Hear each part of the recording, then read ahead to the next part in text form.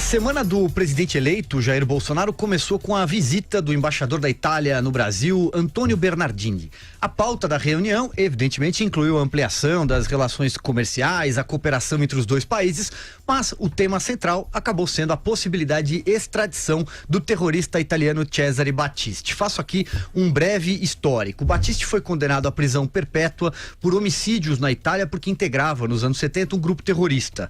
Só que ele fugiu da Itália e foi preso em 2007 no Rio de Janeiro. Aí, o então ministro da Justiça, Tarso Genro, do PT, concedeu a Battisti o status de refugiado político. Em 2009, o Supremo Tribunal Federal considerou ilegal o status de refugiado e autorizou a extradição, mas prevaleceu o entendimento de que o presidente da República tinha competência para negá-la. Quem era o presidente na época? Lula. Por isso, Batista vive livre e solto no Brasil. Morava na praia até então, não sei se continua. Vera Magalhães. Pois é, já teve muitas idas e vindas, né? Essa história, teve aquela ida dele até a fronteira com a Bolívia, depois disse que estava indo fazer compras e não fugir, quando teve a rediscussão do seu status aí pela presidência da República, que o Temer ameaçou rever a permissão para que ele ficasse no Brasil, concedida pelo Lula.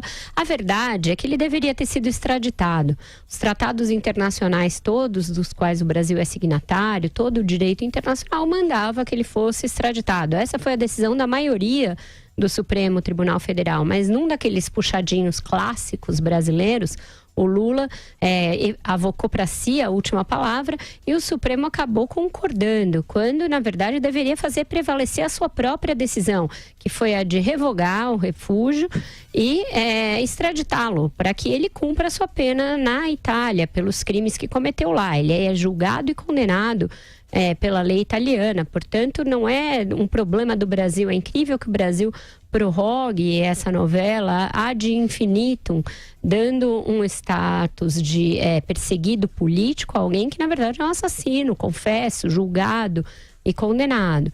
Então, eu acho que agora tudo leva a crer que com a vitória do Bolsonaro e no seu governo, ele vai resolver esse problema retirando aquela concessão para que o Battisti fique no Brasil que tinha sido dada pelo Lula. E aí prevalecerá a decisão do Supremo de cassar o refúgio e extraditá-lo. Isso é um bode, um elefante na sala das relações Brasil-Itália há muitos anos.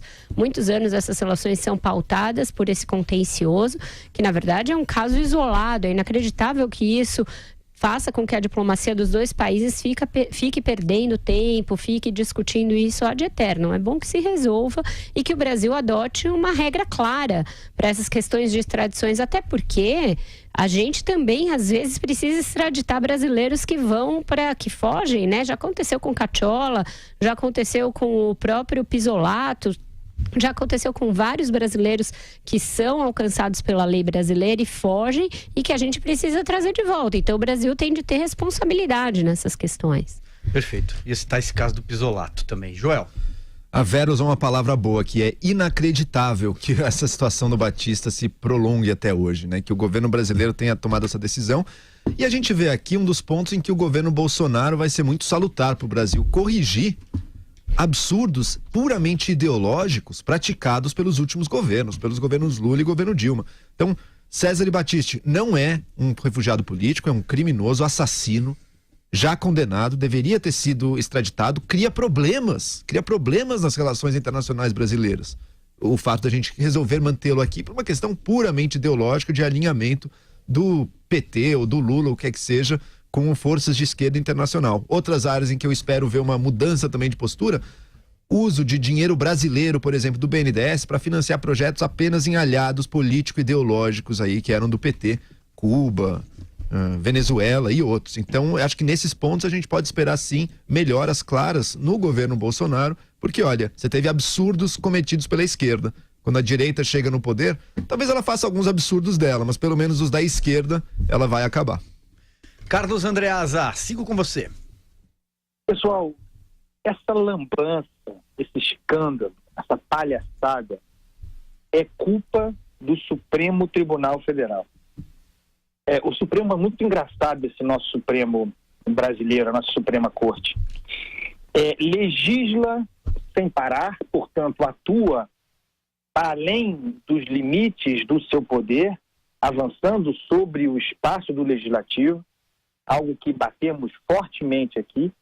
No entanto, quando a matéria é eminentemente judiciária, o Supremo falha, como falhou nesse caso e falha frequentemente. Essa decisão cabia ao Supremo Tribunal Federal.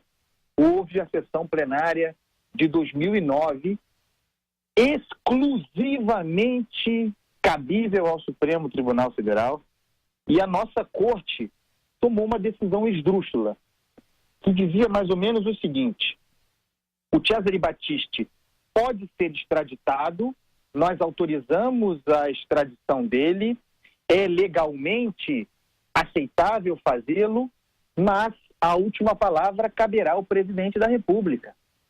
Foi isso, vergonhosamente, que o Supremo decidiu em 2009. Em 2010, ao apagar das luzes do seu governo, Dilma Rousseff já eleita, Lula deu a canetada, aí sim, ideológica, negando a extradição do Cesare Battisti e garantindo a sua permanência no Brasil. A gente ficou assim, nesse lugar, até 2017, até o ano passado, portanto, quando o governo italiano fez um novo pedido.